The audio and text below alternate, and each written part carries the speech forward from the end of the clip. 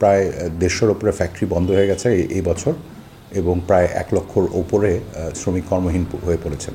আগে যেখানে আপনার 100 টাকা ওয়ার্কিং ক্যাপিটাল ছিল সেটা দিয়ে যে পরিমাণ প্রোডাকশন সাপোর্ট করা যেত, এখন ইনফ্লেশনের কারণে এবং ডলারের প্রাইস বেড়ে যাওয়ায় আপনার যে কাঁচামালের দাম বেড়ে যাওয়ার ফলে যেটা হচ্ছে যে তার থেকে প্রায় 25-30% কম প্রোডাকশন করা যাচ্ছে। আমাদের জন্য আসলে এখন দেখার বিষয় যে এটা কি আমরা 3.2% অ্যাচিভ করতে পারবো না আমরা নেগেটিভে চলে যাব। সো এইটাই আমাদের জন্য আগামী 6 মাসের জন্য একটা ম্যাক্রো ইকোনমিক পার্সপেক্টিভ থেকে একটা বড় ধরনের চ্যালেঞ্জ। আপনারা দেখছেন আজকের বাজার টেলিভিশন। প্রিয় দর্শক, স্বাগত এবিটিভি আজকের বিজনেসে। ব্যবসা বাণিজ্য ও অর্থনীতির সমসাময়িক বিষয় নিয়ে আমরা অতিথিদের সাথে আলোচনা করি এই অনুষ্ঠানে। আজকে আমরা আলোচনা করতে চাই সার্বিক ব্যবসা বাণিজ্য পরিস্থিতি নিয়ে, আর এই আলোচনা করতে চাই আমরা Dhaka chamber of commerce and industries এর সাবেক প্রেসিডেন্ট জনাব আশরাফ আহমেদের সঙ্গে। জনাব আশরাফ আহমেদ, আপনাকে স্বাগত আমাদের আজকের এই আলোচনা অনুষ্ঠানে।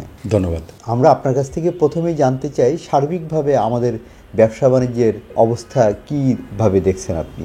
দেখুন, আমি একটু যদি ওভারঅল থেকে শুরু করি। আমরা যে গত সপ্তাহে IMF মিশন হওয়ার পরে তারা যে স্টেটমেন্টটা দিয়েছেন এটা আসলে খুব একটা এনকারেজিং না। তাদের যে স্টেটমেন্টটা আছে সেখানে বলা হয়েছে যে তারা মনে করছেন যে আমাদের গ্রোথ রেটের টার্গেট যেটা সেটা 3.2-তে নামিয়ে এনেছেন। এটা কিন্তু জুলাইয়ের পর থেকে দ্বিতীয়বারের মতো তারা আমাদের গ্রোথ টার্গেট কমিয়ে দিলেন এবং তাদের একটা আশঙ্কা থেকে যাচ্ছে যে এটা হয়তো বা আবার নিম্নমুখী হওয়ার আরও নিম্নমুখী হওয়ার একটা ঝুঁকি প্রকট। মানে হচ্ছে যে আপনার IMF এক্সপেক্ট করছে যে সামনে আর হয়তো বা আবার ওনারা গ্রোথ এক্সপেকটেশন সেটা কাট করবেন। এই যে আমাদের 3.2% জিডিপি গ্রোথ রেটের টার্গেট এটা কিন্তু আমাদের বহু দশকের মধ্যে সর্বনিম্ন এবং তারপরেও সেটা ধরেন আমাদের যে ফিসক্যাল ইয়ার জুলাই টু জুন তাতে আমরা কতখানি অ্যাচিভ করতে পারবো সেটাও একটা বড় শঙ্কার বিষয়। এটার অনেকগুলো ইন্ডিকেটিভ কারণ আছে। আপনি যদি দেখেন যে একদিকে যেমন ইনফ্লেশনের কারণে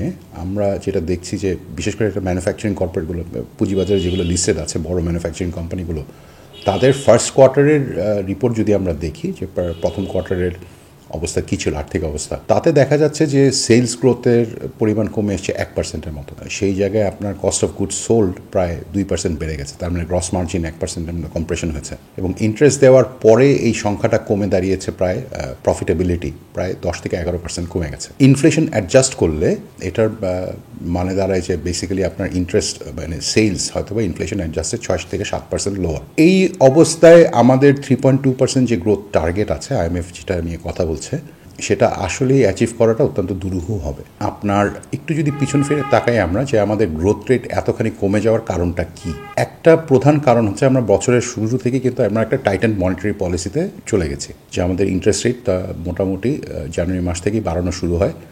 ঘোষণাটা দেওয়া হয় জানুয়ারি মাসের MPS-এ এবং তারপরে গ্র্যাজুয়ালি এপ্রিল মার্চ থেকে এটা আমরা দেখি যে রাইজ করা শুরু করে ইন্টারেস্ট রেট এবং এখন এটা আমাদের SME-দের জন্যে প্রায় 15% লেভেলে পৌঁছে গেছে।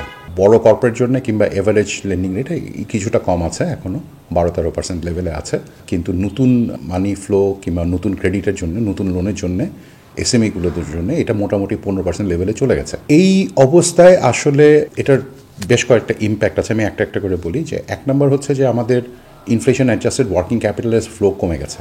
কীরকম, আগে যেখানে আপনার 100 টাকা ওয়ার্কিং ক্যাপিটাল ছিল সেটা দিয়ে যে পরিমাণ প্রোডাকশন সাপোর্ট করা যেত, এখন ইনফ্লেশনের কারণে এবং ডলারের প্রাইস বেড়ে যাওয়ায় আপনার যে কাঁচামালের দাম বেড়ে যাওয়ার ফলে যেটা হচ্ছে যে তার থেকে প্রায় 25-30% কম প্রোডাকশন করা যাচ্ছে। এটা হচ্ছে এক ধরনের একটা বড় চাপ, কারণ আমার 100 টাকার ওয়ার্কিং ক্যাপিটাল তো বাড়েনি। সো ওই 100 টাকা দিয়ে কতখানি করতে পারবো এটা একটা বড় চাপ সৃষ্টি করেছে। যে এইখানে আমাদের যে ম্যানুফ্যাকচারিং সেক্টরের প্রোডাক্টিভ ক্যাপাসিটি, বিশেষ করে এটা স্মল এবং মিডিয়ামের জন্য অনেক বেশি রেলেভেন্ট, সেইখানে কিন্তু ওয়ার্কিং ক্যাপিটাল ফ্লোর কারণে প্রোডাকশন ক্যাপাসিটি কমে গেছে। আবার একই সাথে ইনফ্লেশন কন্ট্রোল করার জন্য যখন আমরা ইন্টারেস্ট রেট বাড়াই তখন আপনার ইন্টারেস্ট রেটের কস্টের সাথে সাথে আমাদের কিন্তু ক্রেডিট ফ্লো স্কুইজড হয়। ক্রেডিট ফ্লো স্কুইজ হলে যেটা হয় যে আপনার বাজারে সব কিছুর ডিমান্ড কমে যায়। এটা কিন্তু আমরা ম্যানুফ্যাকচারিং সেক্টরের ক্ষেত্রে স্পষ্ট দেখতে পাচ্ছি যে মোটামুটি অ্যাক্রস দ্য বোর্ড FMCG থেকে শুরু করে সবাইরই ডিমান্ড কিছুটা সাপ্রেসড। ফলে যেটা হচ্ছে যে বিক্রি যেমন একদিকে যেমন বাড়ছে না, প্রোডাকশন ক্যাপাসিটি যেমন কমে যাচ্ছে, এই সব কিছু মিলিয়ে আমাদের কিন্তু ম্যানুফ্যাকচারিং আউটপুট এবং এটার সাথে সাথে রিলেটেড যে সার্ভিস সেক্টরের যে কন্ট্রিবিউশনটা আছে জিডিপিতে, অর্থনীতিতে, সেটাও কিন্তু কমে আসার সম্ভাবনা প্রবল। আমাদের জন্য আসলে এখন দেখার বিষয় যে এটা কি আমরা 3.2% অ্যাচিভ করতে পারবো না আমরা নেগেটিভে চলে যাব। সো এইটাই আমাদের জন্য আগামী 6 মাসের জন্য একটা ম্যাক্রো ইকোনমিক পার্সপেক্টিভ থেকে একটা বড় ধরনের চ্যালেঞ্জ। এটার পাশাপাশি আরও বেশ কিছু জিনিস আমাদেরকে এফেক্ট করেছে। আজকেই যেমন পত্রিকাতে একটা রিপোর্টে আমরা দেখলাম যে প্রায় 150-র উপরে ফ্যাক্টরি বন্ধ হয়ে গেছে এই বছর, এবং প্রায় 1 লক্ষর ওপরে শ্রমিক কর্মহীন হয়ে পড়েছেন। এখন এটার কারণটা কিন্তু শুধুমাত্র যে অর্থনীতি কিংবা ম্যাক্রো ইকোনমিক অথবা ডলার ফ্লো আর ক্রেডিট ফ্লো রিলেটেড তা কিন্তু না। এখানে যেমন ধরেন একটা রাজনৈতিক অস্থিরতার একটা বড় ধরনের চাপ পড়েছে। আমরা দেখেছি অনেক ফ্যাক্টরি আপনার অগস্ট মাসে অপারেট করতে পারেনি শ্রমিক অসন্তোষের কারণে এবং অন্যান্য বিভিন্ন কারণে, যেমন রাস্তাঘাট বন্ধ থাকলে তো আসলে আর ফ্যাক্টরি অপারেশন সম্ভব হয় না। তখন যেটা হয় যে এক্সপোর্টারদের ক্ষেত্রে যেটা হয় যে আপনার শিপমেন্টের বদলে হয়তো বা এয়ার শিপমেন্ট করতে হয়। সো এই ধরনের বেশ কিছু চাপ আসলে আমাদের বিশেষ করে এক্সপোর্ট ম্যানুফ্যাকচারিং খাতের জন্য বড় ধরনের হয়ে উঠছে। এই অবস্থা আর এটার সাথে যোগ হয়েছে আপনার গ্যাসের আনরিলায়েবল সাপ্লাই, যে কারণ আমরা প্রায়ই দেখেছি যে গত কয়েক মাসে বিশেষ করে যে গ্যাসের ডিমান্ডের তুলনায় সাপ্লাই ছিল না যথেষ্ট। আমরা সময় মতো যথেষ্ট পরিমাণে এলএনজি কিনতে পারিনি। এইটার সাথেও কিন্তু আবার আমাদের ডলার সংকটটা অনেকখানি দায়ী, কারণ দেখা যাবে যে আপনার আরপিজিসিএল যেটা আমাদের রূপান্তরিত প্রাকৃতিক গ্যাস কোম্পানি, যারা গ্যাস কিনে পেট্রোবাংলার কাছে বিক্রি করেন, তারা কিন্তু যথেষ্ট পরিমাণে ডলার অ্যারেঞ্জ করতে পারেননি কিংবা ফাইন্যান্সিং অ্যারেঞ্জ করতে পারেননি এলএনজি কেনার জন্য। আবার টেকনিক্যাল ডিসরাপশনও আছে কিছু। একটা পয়েন্টে কয়েক সপ্তাহের জন্য আপনার আমাদের যে এফএসআরইউ দুটো এটা বন্ধ ছিল মেনটেন্যান্সের কারণে। সো এই সমস্ত বাট নেট এফেক্ট হচ্ছে যে ম্যানুফ্যাকচারিং ইন্ডাস্ট্রিতে আপনার দেখা গেল যে এনার্জি সাপ্লাই আমরা কন্টিনিউয়াস রাখতে পারিনি। আবার যেখানে রাখতে পেরেছি, যেমন ধরুন বিদ্যুতের সিচুয়েশন অতটা খারাপ ছিল না, কিন্তু বিদ্যুতের দাম বেড়ে যাওয়ার ফলে কিংবা এবং গ্যাসেরও দাম বেড়ে যাওয়ার ফলে অনেক জায়গায় আসলে জিনিসটা আর সাস্টেনেবল থাকছে না। সো এই যে তিনটা বড় ধরনের চাপ, শ্রমিক অসন্তোষ, এনার্জির অপ্রতুলতা, সুদের হার বেড়ে যাওয়া, এবং 3 ধরনের চাপের মুখে আসলে অনেক শিল্প কারখানার পক্ষেই আসলে অপারেশন সাস্টেন করাটা খুব ডিফিকাল্ট হয়ে যাচ্ছে। আমি যদি আপনার সঙ্গে যোগ করি, আপনি যেভাবে বলছিলেন যে ব্যাংকের তারল্য সংকট, তারপরে ব্যাংকের ইন্টারেস্ট রেট বেড়ে গেছে, আমি যদি এইসবের সঙ্গে আপনার সাথে তাল মিলিয়ে জানতে চাই আপনার কাছ থেকে যে সার্বিকভাবে আমাদের ব্যাংকিং সেক্টরের অবস্থাকে আপনি এখন কিভাবে দেখছেন?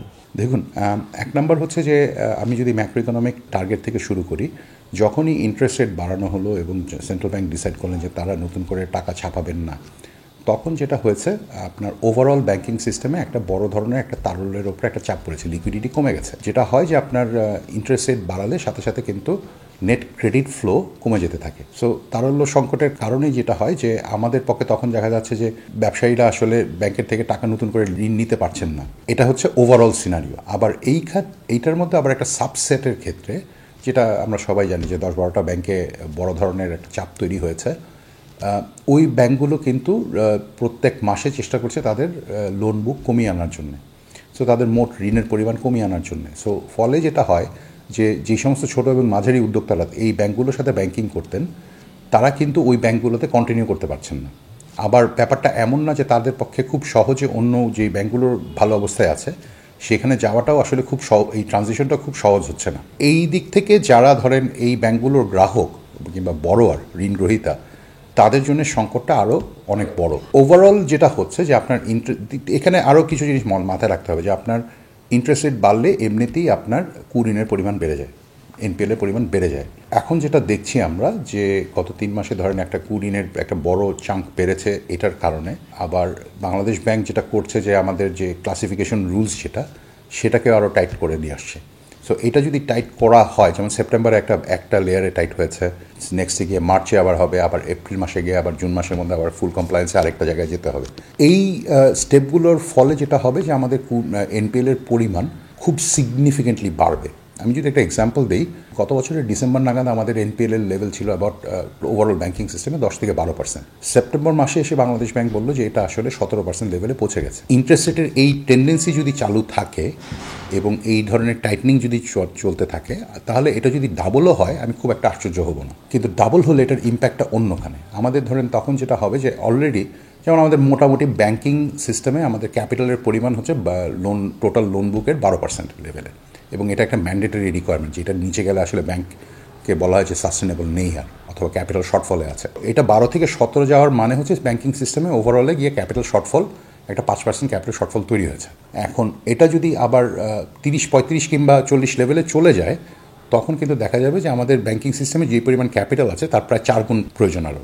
এই ট্রানজিশনটা আমরা কি করব, এটা একটা বড় ধরনের ইস্যু। এখানে দেখুন, একটা জিনিস বলা হচ্ছে বারবার যে ব্যাংকিং সেক্টর থেকে অনেক ঋণ দেওয়া হয়েছে, বিভিন্ন মানুষজনকে লুটপাট করা হয়েছে, এটার কারণেই এটা হচ্ছে। ব্যাপারটা কিন্তু ওইটা ছাড়াও আমরা এই মুহূর্তে যে ইন্টারেস্ট রেটে যে চাপটা ক্রিয়েট করছি, এটার ফলেও কিন্তু একটা বড় ধরনের ঋণ হবে। দেখা যাবে যে অনেক ব্যবসায়ী যারা ধরেন হিস্টোরিক্যালি ব্যাংকের খুব ভালো গ্রাহক ছিলেন, যারা কখনোই উইলফুল ডিফল্টার ছিলেন না, তারাও কিন্তু এখন ডিফল্টে চলে যেতে বাধ্য হবেন। কারণ এই যে ইন্টারেস্ট রেটের এই যে চাপ এবং যে ওয়ার্কিং ক্যাপিটালের যে কম্প্রেশন, এটা বাংলাদেশের অনেক ব্যবসায়ী আসলে নিতে পারবেন না। সো এই সব কিছু মিলিয়ে আমাদের জন্য আগামী একটা বছর আসলে খুবই কঠিন একটা সময় যাবে। অনেকগুলো বড় বড় চ্যালেঞ্জ আছে যেগুলো থেকে আমরা উত্তরণ করাটা আসলে খুব সহজ কিছু হবে না। তাহলে সার্বিকভাবে আমাদের মূল্যস্ফীতি এর লাগাম টেনে ধরার উপায় কি? দেখুন, মূল্যস্ফীতির লাগাম টেনে ধরার ব্যাপারে আমি একটু স্পেসিফিক্যালি আপনাকে কয়েকটা জিনিস বলতে চাই। দেখুন, আমাদের মূল্যস্ফীতির 3টা ধরন আছে, 3ভাবে মূল্যস্ফীতি মেজার করা হয়। একটা হচ্ছে খাদ্যদ্রব্যের মূল্যস্ফীতি, সেকেন্ড অ্যাকচুয়ালি নন ফুড ইনফ্লেশন বলি যেটাকে আমরা, থার্ড হচ্ছে কোর ইনফ্লেশন মেজার করা হয়। খাদ্যপণ্যের ইনফ্লেশনের মূল চালিকা আমাদের দেশে হচ্ছে আপনার ইম্পোর্ট কস্টের ইনক্রিজ। যেমন একটা এক্সাম্পল দিই, আমরা কিন্তু চিনি, তেল, এডিবল অয়েল এবং গমের জন্য, প্রায় গম এবং ভুট্টার জন্য, যেটা পশুখাদ্যের জন্য ব্যবহার হয়, এই 3টা মেজর কমোডিটির জন্য আমরা অলমোস্ট পুরোটাই বৈদেশিক বাণিজ্য নির্ভর।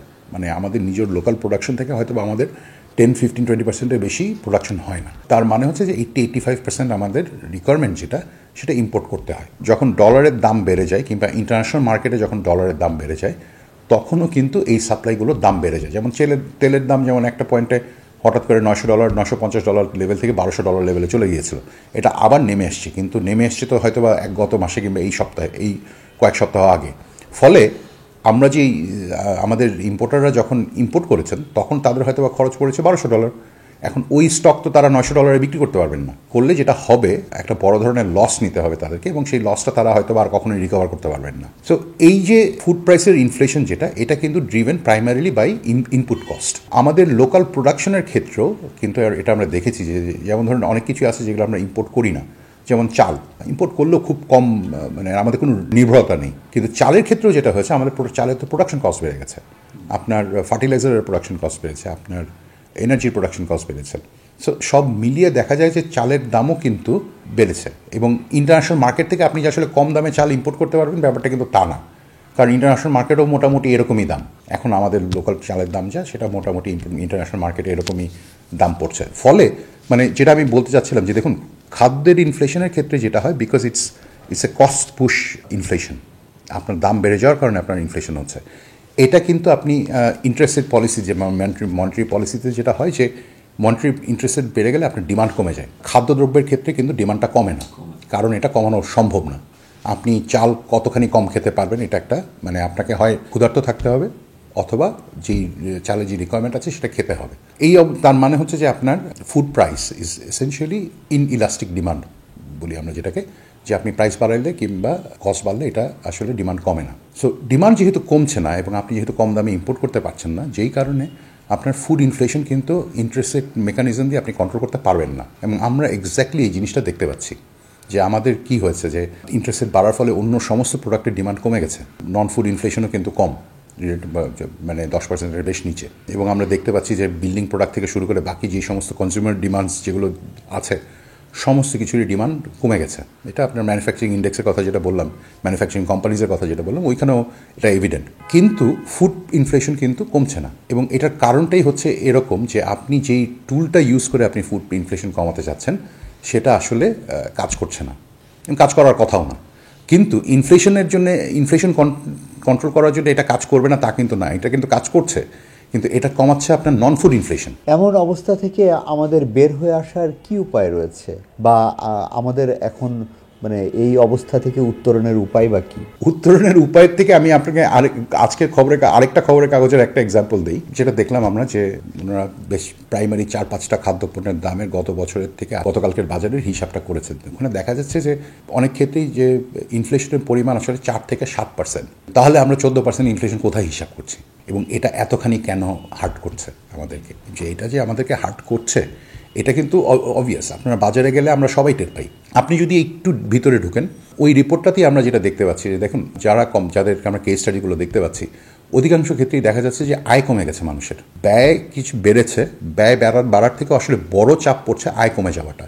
আয় কমে যাওয়ার কারণটা কি? আয় কমে যাওয়ার একটা কারণ তো অবভিয়াস, যে আপনার যেই কারণে যখন আপনার বেকারত্ব বাড়ে, আপনার এই যে লক্ষ লক্ষ লোক যখন আপনার কর্মহীন হয়ে পড়েন, তারা যেই লোকাল ইকোনমিতে যে স্পেন্ডিংটা করতেন সেটা তো আর থাকছে না, তাদের সেই স্পেন্ডিং পাওয়ারটা আর নেই। ওখানে যেটা হচ্ছে যে ওই রিলেটেড যারা ওই চেইনে, ওই ইকোনমিক অ্যাক্টিভিটির চেইনে যারা আছেন, সবারই কিন্তু আসলে দেখা যায় যে আয় কমে গেছে। তো তার মানে হচ্ছে আপনার একদিকে আপনি যেমন ইনফ্লেশন বাড়ছে, সেকেন্ড আপনার আয় কমে যাচ্ছে, সো আপনার ব্যয় বেড়ে যাচ্ছে, আয় কমে যাচ্ছে, সো গ্যাপটা যেটা এটা দিনে দিনে বেড়ে যাচ্ছে। এইটা হচ্ছে আমাদের মূল ইস্যু। সো ইনফ্লেশনের ব্যাপারে ইনফ্লেশন কন্ট্রোল করাটা জরুরি দরকার, কিন্তু ইনফ্লেশন কন্ট্রোল করতে গেলে আপনার খাদ্য ইনফ্লেশন, যেটা ফুড ইনফ্লেশন কন্ট্রোল করার ইন্টারেস্টেড মেকানিজম, আসলে হয়তো বা অ্যাপ্রোপ্রিয়েট না। এমন অবস্থা থেকে আমাদের বের হয়ে আসার কি উপায় রয়েছে, বা আমাদের এখন মানে এই অবস্থা থেকে উত্তরণের উপায় বা কি? বুলেট পয়েন্টে 3টা জিনিস যদি আমি বলতে চাই। দেখুন, 1 নাম্বার হচ্ছে এটা যদিও একটু মিড টার্ম, কিন্তু আপনাকে যদি আলটিমেটলি যদি আপনি প্রোডাক্টিভিটি মেনটেন করতে না পারেন, আপনার ফ্যাক্টরিগুলো যদি পুরো দমে যদি চলতে না পারে, আপনার এক্সপোর্টও বাড়বে না, আপনার প্রোডাকশনও বাড়বে না, আপনার এই অবস্থা থেকে উত্তরণ সম্ভব না। এবং এখানে একটু যদি মিড টার্মে বলি যে দেখুন, ডলার সংকটের প্রধান কারণ হচ্ছে আমাদের এক্সপোর্ট যথেষ্ট না আমাদের ইম্পোর্ট রিকোয়ারমেন্ট সাস্টেন করার জন্য। তার মানে হচ্ছে যে আমার যেখানে আসলে হয়তো বা 60-70 বিলিয়ন ডলার ইম্পোর্ট দরকার, কিন্তু আমি যদি এক্সপোর্ট যদি আমি 60-70 বিলিয়ন ডলার লেভেলে নিতে না পারি, তখন কিন্তু আসলে আমার যে ডলারের যে স্টেবিলিটি কিংবা যেই এক্সচেঞ্জ রেটের উপর যে প্রেশারটা আমাদের কমানো দরকার, সেটা কিন্তু আমরা করতে পারছি না। তাহলে এটা করার রাস্তা কি? এটা করার রাস্তা হচ্ছে আপনাকে এক্সপোর্ট বাড়াতে হবে, ম্যানুফ্যাকচার এক্সপোর্ট বাড়াতে হবে। ম্যানুফ্যাকচার এক্সপোর্ট বাড়াতে গেলে এই মুহূর্তে সবচেয়ে বড় সমস্যাগুলো কি? আমরা যেটা একটু আগে যেটা বলছিলাম যে শ্রমিক অসন্তোষ 1 নাম্বার, 2 নাম্বার হচ্ছে আপনার এনার্জি সাপ্লাই, 3 নাম্বার হচ্ছে আপনার ক্রেডিট ফ্লো। এই 3টা জিনিস যদি আপনি এক্সপোর্ট সেক্টরে যদি আপনি এনশিওর করতে পারেন, তাহলে কিন্তু এক্সপোর্ট সেক্টরের ক্যাপাসিটি যেটা আছে সেটাও বাড়বে। আমরা কিন্তু সেদিকে ফোকাস না করে আমরা অন্যান্য অনেকগুলো প্রবলেম সলভ করার চেষ্টা করছি, যেটা হয়তোবা আমাদের এই পার্টিকুলার সংকটটাকে হয়তোবা আরও একটু ঘনীভূত করতে পারে। জনাব আশরাফ আহমেদ, আপনাকে অসংখ্য ধন্যবাদ আপনার এই চমৎকার মতামতের জন্য। ধন্যবাদ।